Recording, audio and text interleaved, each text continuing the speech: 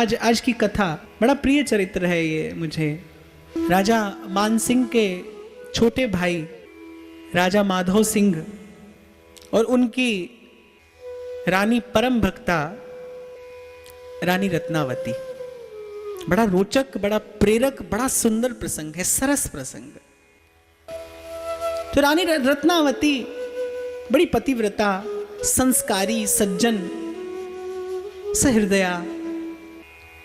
उनकी एक दासी जो परम कृष्ण भक्त, भगवान नाम कैसे भी कान में पड़े मंगल करता है, लेकिन वही भगवान नाम अगर किसी भक्त के मुख से कान में पड़े तो वो निश्चित रूप से भक्ति का बीज बो देता है। तो दासी परम कृष्ण भक्त थी, उसमें और कोई योग्यता नहीं। तो दासी परम कृष्ण भक्ता थी।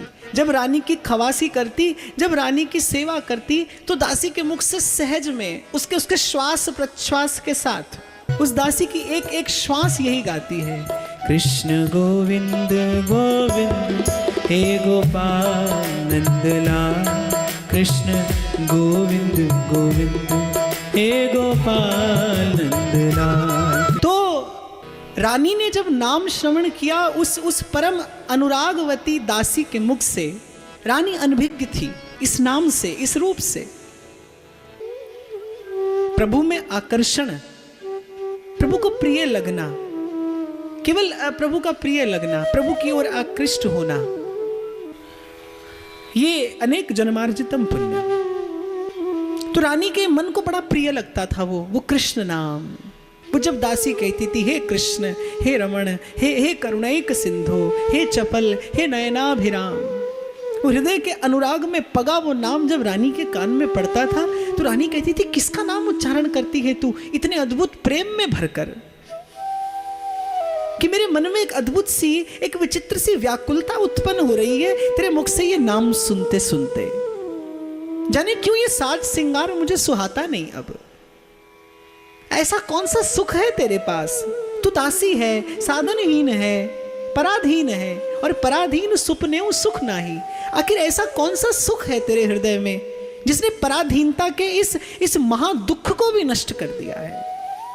रानी बार बार पूछती और वो दासी मुस्कुराकर टाल देती। 10 नामापराध शास्त्र में बताए गए हैं और उसमें एक नामापराध है कि भगवान की कथा वार्ता और भगवान का नाम अनअधिकारी व्यक्ति के सामने कहना। रानी ने बार बार पूछा लेकिन दासी ने नहीं कहा। एक दिन रानी ने रानी होते हुए दासी के चरण पकड़ लिए कि मैं तेरे चरणों में हूं, मैं विवश हूं, मुझे और विवश मत कर। एक बार मुझसे अपने हृदय का ये रहस्य खोल कर कह दे, ऐसा कौन सा सुख है जो तेरे रोम रोम से छलकता है? वो ऐसा कौन सा अनुराग है जिसके रंग में, जिसके रस में तेरी आंखें सदा भींजी रहती हैं? तेरी जिह्वा ये किस नाम का उच्चारण करती है कि इस नाम का उच्चारण करते ही थोड़े से क्षणों के लिए तो मुझे संसार के सब सुख फीके जान पड़ते हैं। क्या है, कौन है? जब दासी ने देखा कि रानी चरणों में पड़ी है तब दासी ने जाना अब ये अधिकारिणी है। यही दरबार दीन को आदर रीति सदा चली आई। भगवद कृपा का, भगवद लीला का आस्वादन करना हो तो हृदय झुका कर करिए। रानी भूल गई अभिमान, दर्प गला। दैन्य ने हृदय की भूमि तैयार की कि भगवत भाव का बीज पड़ सके। दासी योग्य थी, किसी पूर्व के कर्म के कारण दासी होकर आई थी, पर प्रेम बीज पलटे नहीं। चाहे युग जाए अनंत, ऊंच नीच घर अवतरे, पर रहे संत का संत।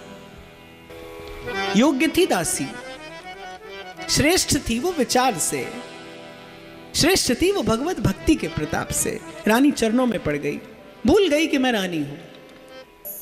अधिकार सिद्ध जानकर दासी ने कहा, पहले तो कहा रानी से कि आप राज सुख का भोग करिए, क्योंकि जिसका चिंतन मैं करती हूं, श्री रूप गोस्वामी पाद कहते हैं, जिसको संसार के सुख की कामना हो, जो अभी भाई बंधु और सुहृद जनों के सुख का, जो अभी संसार के विषय का उपभोग करना चाहता हो, बोले वो तो कभी भूल कर भी यमुना तट पर कालिंदी के कूल पर विराजमान इन वृंदावन चंद्र गोविंद चंद्र का दर्शन मत करना, जिसे संसार के सुख की कामना हो। तो दासी ने कहा कि रानी साहिबा, आप अभी राज सुख का उपभोग करिए, आप क्यों इस तरफ आती हैं?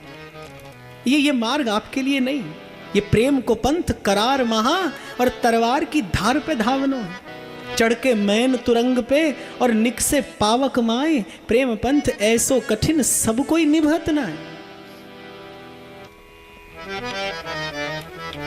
दासी का सत्संग, दासी का वो संग भाव निपजा दिया रानी के हृदय में।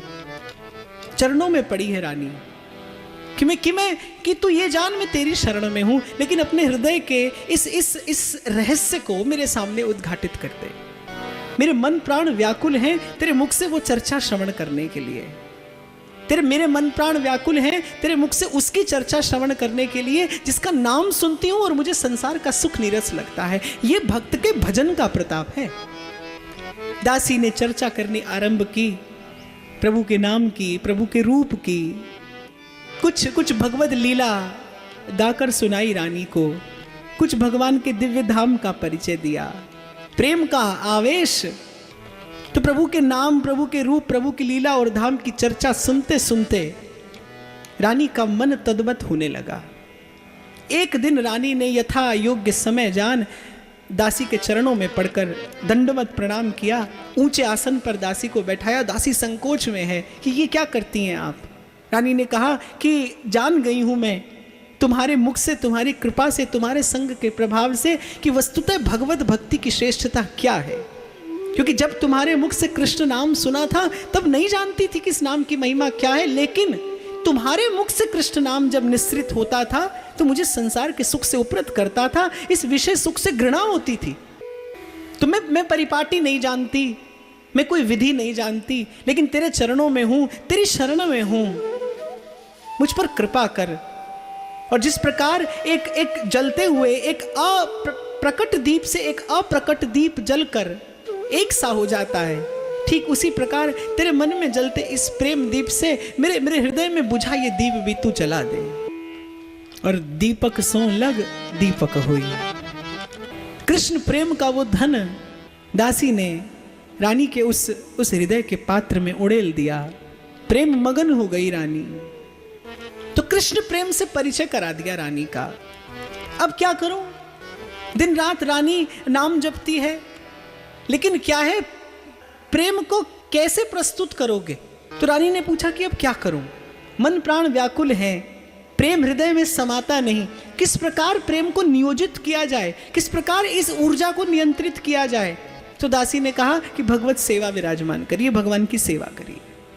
एक बड़ा सुंदर इंद्र नीलमणि का विग्रह श्याम सुंदर का बनवाया, श्रृंगार की सेवा आरंभ हो गई।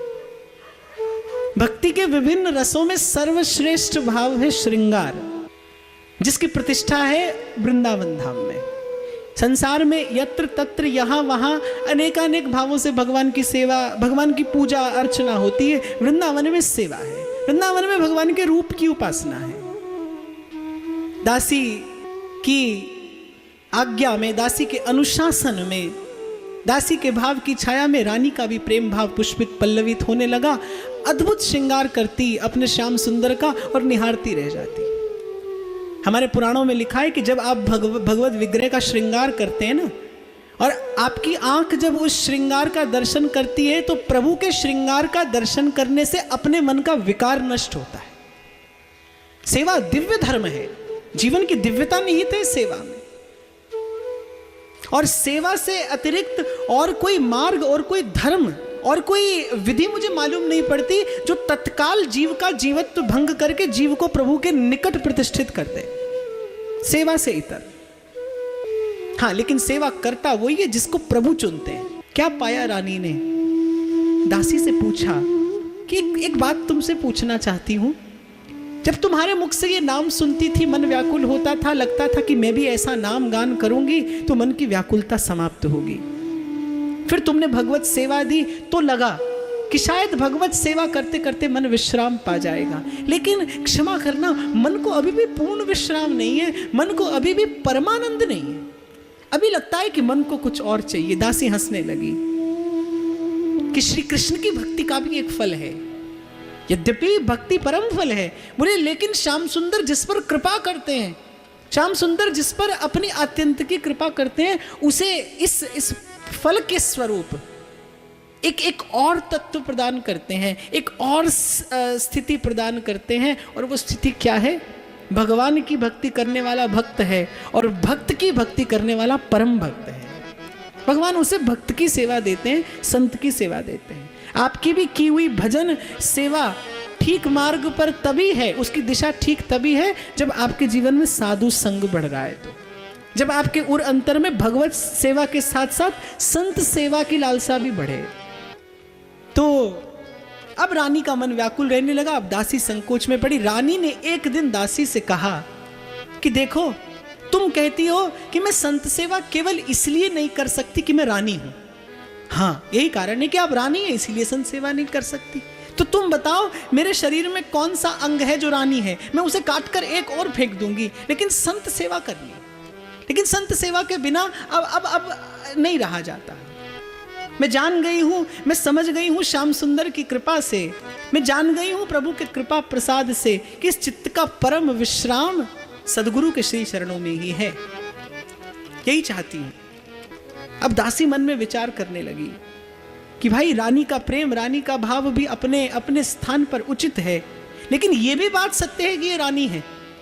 भगवत सेवा अपने कक्ष में पधराकर पर्दे के पीछे रहकर करना ये संभव था, लेकिन यूं पर्दा उठाकर समाज के बीच में, साधु संतों के बीच एक रानी का जाना, और वो भी किस समय, जब उस समय राजपूतों की स्त्रियों को सूर्य चंद्रमा नहीं देख पाते थे, उस समय जब व्यवस्था समाज की ऐसी थी।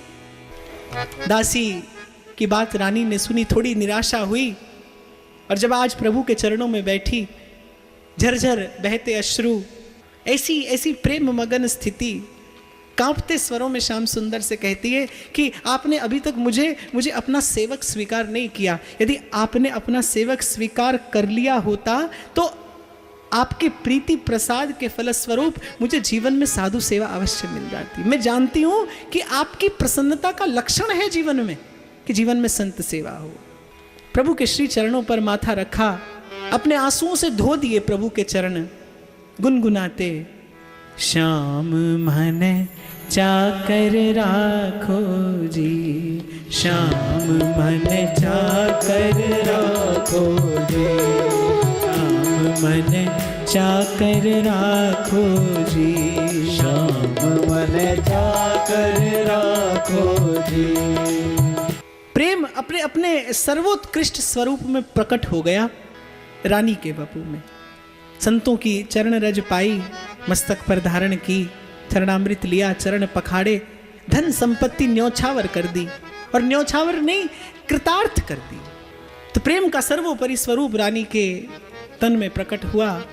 संपत्ति, सुमति, जो प्रभु से प्राप्त हुआ, सब संतों के चरणों में पहुंचकर कृतार्थ हो गया, कृतकृत्य हो गई रानी। मंत्री ने देखा कि ये तो बड़ी अनीति हो रही है। महल के भीतर साधुओं का, संतों का आना, और रानी साहिबा का इस प्रकार उघाड़ा सिर उन संतों की भीड़ में जाना, अपने हाथ से संतों को परोसना, अपने हाथ से संतों की सेवा करना, ये मंत्री को नीति युक्त नहीं लगा। मंत्री ने राजा के पास पत्र लिखकर भेज दिया कि यहाँ तो आपकी अनुपस्थिति में ऐसी अनीति हो रही है, ऐसे ही संसार करेगा आपके साथ। जिसे आपसे कोई लेना नहीं होगा, जिसे आपसे कुछ देना नहीं होगा, वो आपके भजन में आकर बाधा उपस्थित करेगा, वो आपके प्रतिकूल चलेगा, वो आपकी वर्जना करने का प्रयास करेगा। राजा तक बात पहुंची।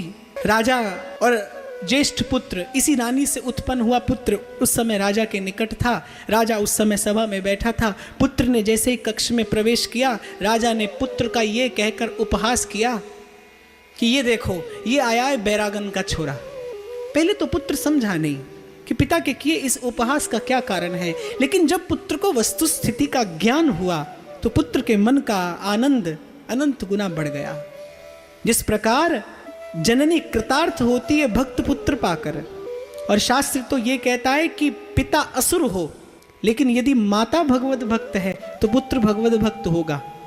और यदि जननी व्यभिचारिणी हो तो पिता भले कितना ही बड़ा ऋषि क्यों ना हो, जो उत्पन्न होगा वो असुर ही होगा। ये जननी की सामर्थ्य है कि मैंने ऐसा भगवत भक्त पुत्र उत्पन्न किया। रानी के हृदय का उत्साह और बढ़ा। राजा ने एक विशेष शब्द प्रयोग किया था, साधुओं के लिए कहा जाता है सिरमूड़ा। तो राजा ने भी पुत्र को यही कहकर संबोधित किया जब पुत्र राजा के सन्मुख हुआ कि ये देखो, ये आया है बैरागन का बेटा, ये आया है सिरमूड़ी का बेटा। पुत्र ने अपनी माता से ये लिख कर भेजा पत्र में कि राजा ने मुझे ये संबोधन दिया है। ये संबोधन राजा की दृष्टि में है होगा, लेकिन मेरी दृष्टि में ये भगवान के भक्त का वेश, भगवान अनंत कृपा करके देते हैं। इन शब्दों की सार्थकता रखिएगा, इन शब्दों की लज्जा रखिएगा। जैसे ही रानी ने ये पत्र पढ़ा, बड़े सुंदर कुंचित केश राशि थी रानी की, उसी क्षण रानी ने अपना क्षौर कर्म कराया और लोक लाज को माने त्याग दिया। भक्ति के आवेश में, भावावेग में। जब राजा लौट कर आया और रानी की ये दशा देखी तो राजा के तो तन मन प्राण जल रहे हैं। क्या किया जाए? मंत्रियों से विचार विमर्श किया तो राजा ने एक निर्णय लिया कि देखो, ऐसी रानी का परलोक से धर जाना ही उचित है। बोलिए, जब तक संसार में रहेगी तब तक हमारी नाक कटेगी। संसार की तो ये गति है। तो राजा को बड़ी लज्जा आई रानी का वेश देखकर। पुत्र के हृदय का आनंद प्रतिक्षण प्रवृद्धमान है कि मैं धन्य हो गया ऐसी माता के गर्भ से जन्म पाकर। कह देना बहुत सरल है साहब, पर कह तो सुनत दशा हृदय नहीं आवे। भूखा नाहर भेज दिया रानी के महल के द्वार पर। ड्योढ़ीदार भाग गए, बिल्कुल जैसे राणा विक्रमादित्य ने मीरा जी के प्राण लेने की कोशिश की। रानी भगवत भक्ति के प्रभाव से पूर्ण रूपेण निर्भय हो चुकी थी। रानी ने सेवकों से कहा कि अरे क्यों चिल्लाते हो? मेरी सेवा से, मेरे भाव से प्रसन्न होकर नृसिंह भगवान मेरे द्वार पर आए हैं। जो नैवेद्य प्रभु को निवेदन करना था, निर्भय लेकर चली रानी। भूखा नाहर द्वार पर बैठा गरज रहा है, पर भक्ति का बल, भक्ति की शक्ति, सत्य का बल अपने हाथ से खिलाती है रानी द्वार पर बैठकर उस भूखे नाहर को। और सोई अनन्य जाके असी मति न टरई हनुमंत, मैं सेवक सचराचर रूप राशि भगवंत। रानी निर्भय निश्चिंत उस भूखे नाहर में दर्शन कर रही है कि प्रभु आज आप इस रूप में कृपा करने के लिए आए हैं। नामदेव जी रोटी सेके प्रभु को भोग लगाने लगे, इतने में कुत्ता आया, रोटी मुख में दबाकर दौड़ चला। नामदेव जी पीछे पीछे दौड़े, बोले प्रभु घी तो लगा लेने दीजिए, आप रूखी रोटी का भोग लगाएंगे? ये अद्भुत अवस्था है। रानी की सेवा पूजा स्वीकार की नृसिंह भगवान ने, दुष्टों का दलन कर दिया, राजा के निकट पहुंचे। राजा भयभीत मूर्छित, प्रभु ने प्राण नहीं लिए। क्यों? क्योंकि प्रभु जानते हैं कि मैं रानी के मन का स्वामी हूं और ये लोक की दृष्टि से मेरी साक्षी में ये रानी का पति हुआ है, ये विमुख है, ये भूल गया है, ये बिसर गया है। प्रभु ने उतना ही निग्रह किया जितना आवश्यक था। राजा को जब चेत आया, दौड़ा, रानी के चरणों में जा पड़ा। बहुत बार भक्त इसीलिए चमत्कार दिखाता है, बहुत बार भक्त को माध्यम बना के प्रभु इसीलिए चमत्कार दिखाते हैं क्योंकि जो आसुरी वृत्ति का विमुख जीव है वो बिना चमत्कार के सन्मुख नहीं होता। पर मैं फिर भी आपको ये अवश्य कह दूं कि भक्ति में चमत्कार के लिए कोई स्थान नहीं है। भक्त को तो केवल अपने प्रभु के सामर्थ्य का भरोसा है। आज भी है और सदा रहेगा, आज भी है और सदा रहेगा, हरि का ही बोलवाला अपना, हरि है हजार हाथ वाला, वो दीन दयाला, हरि है हजार हाथ वाला अपना, हरि हरि है हजार, हाथ वाला हो दीन दयाला, हरि है हजार, हाथ वाला। राजा साष्टांग प्रणाम कर रहे हैं, रानी ने दृष्टिपात तक नहीं किया। दासियों ने कहा कि राजा साहब आपको प्रणाम कर रहे हैं। रानी ने कहा मुझे नहीं, मेरे लाल जी को प्रणाम करते होंगे। राजा ने कहा कि नहीं, आज मैं आपको ही प्रणाम करने के लिए आया हूं, आपकी कृपा से ही आज इनके अस्तित्व का बोध मुझे हुआ है। पर रानी ने कहा बावरी वे अखियां जर जाए, जो सांवरो छाड़ निहारे दूजो, जिन नैनन ते घन श्याम लख्यो, उन नैनन सोब देखी क्या। पुरुष सोई जो पुरीशवत छाण भजे संसार। भजनानंद वही जो एक बार संसार की ओर से दृष्टि हटे तो पुनः संसार पर जाए नहीं, संसार का वमनवत त्याग हो। प्रभु का संकेत पाया रानी ने, राजा की ओर दृष्टिपात किया। उस सुंदर सघन केश, उन केशों से विहीन राजा मन में चिंतन करते थे कि कैसा दर्शन होगा रानी का। पर रानी के मुख पर भक्ति की वो आभा, भक्ति का वो तेज, वस्तुतः रानी की वो निर्लज्जता नहीं। राजा जिसे रानी की निर्लज्जता समझ रहा था, वो रानी की निर्लज्जता नहीं, रानी की निर्भयता थी। रानी के मन प्राण तो अब केवल अपने प्रभु के दर्शन की लालसा से लालायित हैं, केवल उसी व्याकुलता से व्याकुल हैं। रानी के भक्ति के तेज को बहुत अधिक समय तक राजा वहन नहीं कर पाए, लौट आए। केवल रानी के श्री शरणों में प्रणाम किया और लौट आए। कथा कहती है कि एक बार राजा माधो सिंह मान सिंह के साथ नौका विहार कर रहे थे। जल के भंवर में नौका डूबने को हुई, कोई निकट नहीं था, क्या करें।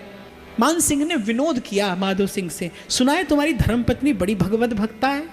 केवल उपहास किया और नौका किनारे लग गई। मान सिंह के मन में बड़ा भाव उद्भूत हुआ रानी के प्रति। रानी का दर्शन करने के लिए गए। मान सिंह से चलते चलते बात बादशाह के कान में पहुंची। बादशाह के मन में भी ललक हुई कि ऐसी भगवत भक्ता का तो हम भी दर्शन करना चाहेंगे। रानी से पूछा गया, पर ये भक्त की अनन्यता है, ये भक्त की एक निष्ठा है।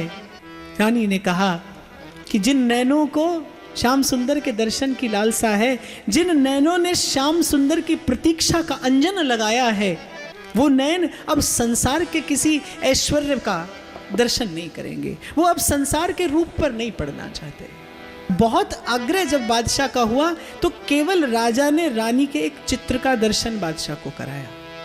तो साधक तत्व का सतत सेवन और बाधक तत्व से जहां तक हो सके पूर्ण प्रयास हो आपका बाधक तत्व से दूर रहने का।